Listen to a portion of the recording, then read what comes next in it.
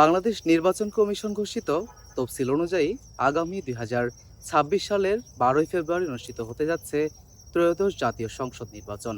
এই নির্বাচনকে কেন্দ্র করে রাঙামাটি 299 নং আসন নিয়ে আমাদের বিশেষ প্রতিবেদন জনগণের নির্বাচনী ভাবনা।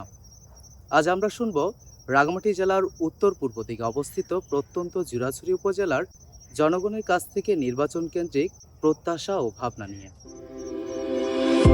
বাংলাদেশ নির্বাচন কমিশনের কাছে আমি প্রত্যাশা করি যে বাংলাদেশে একদম সুষ্ঠু স্বাভাবিক নির্বাচন হোক এবং যে সরকার আসুক না কেন যাতে সবার মধ্যে সহমর্মিতা প্রদর্শন থাকে এবং কোনো রাজনৈতিক হেরস্নতা শুরু করে রাস্তাঘাটে জ্যাম বা কোনো অসহিষ্ণুতার বিষয় যাতে না ঘটে আমি এই প্রত্যাশাই করব।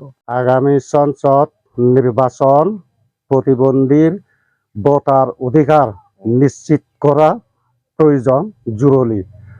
যে সরকার এজুক আমার প্রতিবন্ধী বান্ধব সেই সরকারটি আমার খোঁজ পাইবা গম পাইবা।